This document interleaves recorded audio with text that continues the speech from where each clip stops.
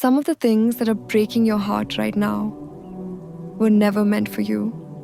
And the moment you truly accept that is the moment the healing begins. Stay until the end, because the last thing I'm going to say tonight will change how you see your entire life.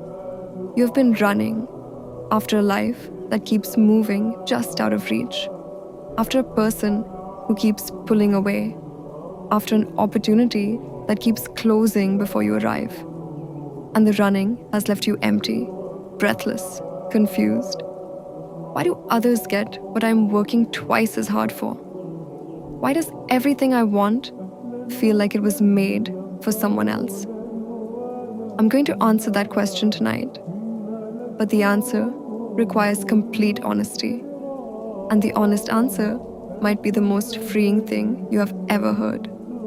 The Prophet, peace be upon him, said, "Contentment is a treasure that is never exhausted." Qana'a, contentment, not giving up, not laziness, but the deep-rooted certainty that what Allah chose for you is better than what you would choose for yourself. Think about this. You're a human being. You can see today, maybe tomorrow. You can guess at next year. But Allah sees your entire life, from the day you were born to the day you return to Him, and every single day in between. He sees who that person will become before you even meet them. He sees what that job will do to your deen before you sign the contract. He sees the end of every road you're standing at the beginning of. And with all of that vision, with all of that knowledge, He made a choice for you. The door, He closed. He closed it because He saw what was behind it. You didn't. The person who left, Allah removed them because He saw what staying would have cost you. You couldn't.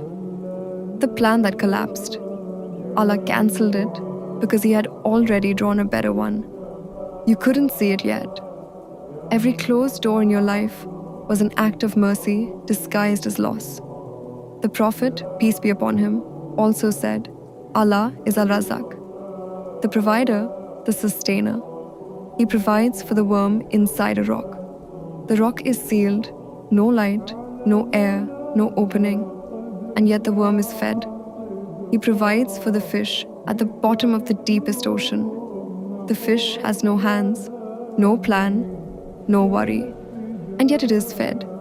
Do you honestly believe for even 1 second that He is providing for that worm and that fish and has somehow overlooked you? Here is what I want you to understand tonight. Letting go of what was not written for you is not weakness. It is not failure. It is not giving up. It is the most powerful act of faith a human being can perform. It is saying, Ya Allah, I trusted my plan. Tonight, I choose yours. And the moment that sentence leaves your lips, with sincerity, with a broken heart, with hands that are finally open instead of clenched, something shifts. Not immediately, but it shifts. Because you stopped blocking the door with the thing you were carrying. Stop chasing what was never written for you. Open your hands and watch what Allah places in them instead. If this spoke to something you have been carrying, share it. Someone in your life needs to let go tonight too. Subscribe to Silent Tasking. New reminder every single day.